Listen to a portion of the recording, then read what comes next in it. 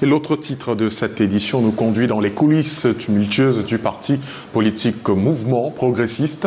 L'ancien coordonnateur national Jean-Jacques Ekindi a annoncé dans un communiqué ce matin la convocation d'une convention extraordinaire du parti, lui qui avait démissionné du Mouvement Progressiste il y a 4 ans pour le RDPC, dit agir sous l'appel des militants de son ancien parti. Michael Tipkio et Lionel Tiofo. Le communiqué convoquant la 5e convention extraordinaire du mouvement progressiste surprend plus d'un. Analystes politiques et juristes se demandent à quel titre l'ancien coordonnateur du parti agit, lui qui a démissionné et rallié le RDPC il y a 4 ans. Sur le prisme juridique, il est établi que militant ou leader d'une formation politique qui a démissionné ne peut pas juridiquement convoquer une convention nationale à l'endroit du parti démissionnaire. Donc sur le plan juridique, c'est une hérésie. On se rend bien compte qu'il n'est plus du MP du fait de son ralliement au parti RDPC, parti au pouvoir. Donc sur le plan même politique, il n'a plus les armes nécessaires pour pouvoir convoquer une convention nationale au nom du MP. Donc, sur les deux prismes politiques et juridiques, c'est une hérésie. Même si au moment de sa démission en avril 2020, il disait devoir continuer à gérer les affaires courantes jusqu'à la tenue de la convention, des juristes estiment que même sa position de fondateur du parti ne lui confère pas le pouvoir d'acter au nom de la formation politique. C'est tellement inédit.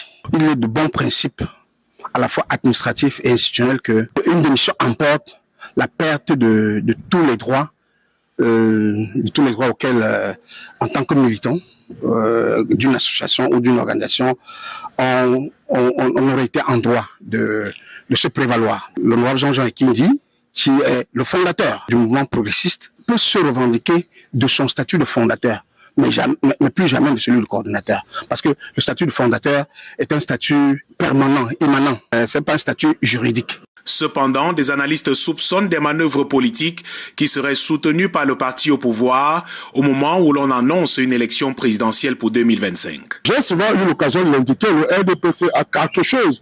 Ils ont le savoir, ils ont le pouvoir, ils ont les avoirs, mais ils ont aussi le vouloir rester. Tandis qu'à la tête de l'État, à la conduite des affaires publiques de l'État. Pour cela, donc, en tant que parti politique, il doit utiliser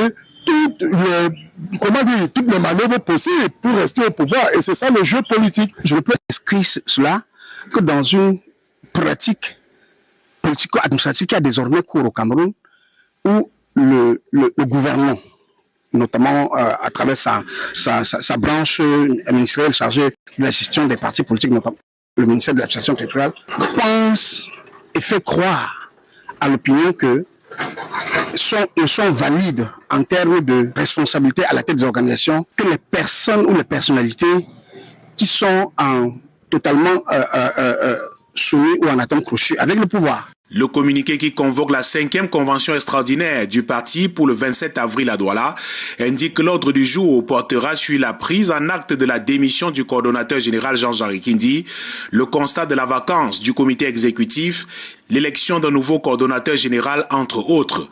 Pour l'instant, ni Jean-Jacques Ekindi ni Hilaire Zipan, le coordonnateur par intérim, n'ont souhaité s'exprimer.